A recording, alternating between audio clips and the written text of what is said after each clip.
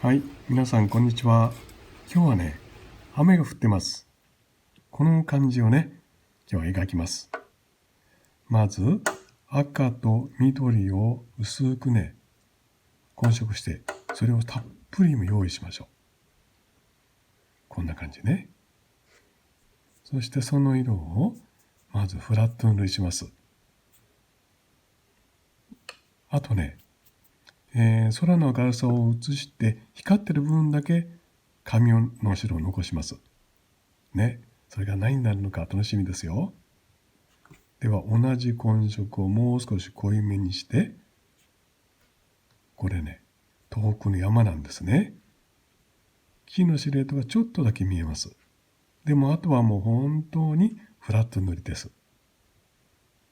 そしてまた同じ混色、緑と赤でしたね。それをちょっと濃いめにして、手前手前と重なってくる木の塊を描いていきます。このね、雨の状況を描くときは、こういう遠くから近くに来る明暗の差がとても大事なんですね。手前に来るほど暗くです。さて、ここはね、道のへりの草むらを描いてるんですけども、手前に来るので、ちょっと色は鮮やかですね。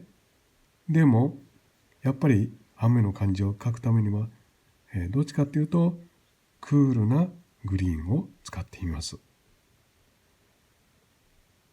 さあ、実はこれはね、お家の屋根だったんですね。ね、屋根がほら、雨が当たって光って見えるでしょ。じゃあ、お家の周りちょっと暗い調子を加えて目立たせますね。でも本当にね、色数は少なめですよ。ね、クールなグリーン、グレーっぽいグリーン、そういう色を使っていきます。ね、このようなちょっと違う色を使うとしても、あまりね、調和を壊さないようにしましょう。さて、ここは濡れた道です。大きい縦と横のタッチでざっくりと描きます。こんな感じですね。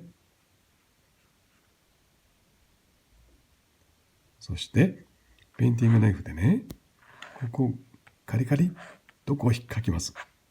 これは何かっていうと、実はね、電柱を描いてるんですね。ほら、こんな感じです。その電柱をね、道路に移します。そうすると、どうですか？道路が濡れた感じに見えるでしょ？そして乾かしてから、もう一度同じグレーを筆先をこのように割って、そしてね、軽いタッチで雨を描くんですよ。ねえ。こちらの方も濡れた筆先を使ってちょっとこすってから紙で取ります。そうするとほら、ちょっと薄く雨が見えるでしょ。はい、これで出来上がりです。はい、完成しました。ね、さっきまですごく雨が降っていたんだけど、今ちょっとね、小闇になりました。でもこういう雨の日もとてもいい絵のモチーフになるんですね。この、雨を雰囲気のある絵として描くためのコツがありました。それは全体をグレーっぽく、ね、色でまとめること。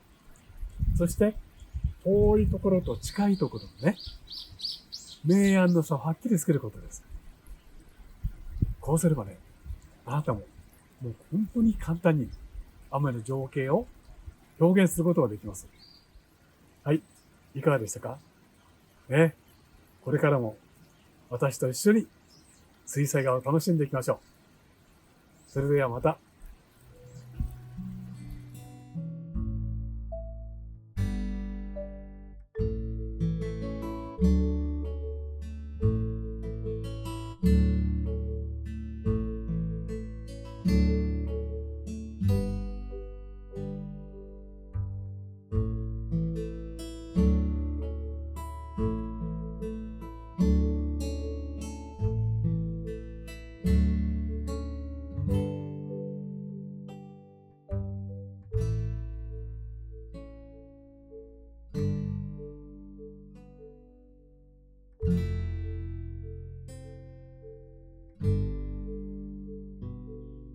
いかがでしたか？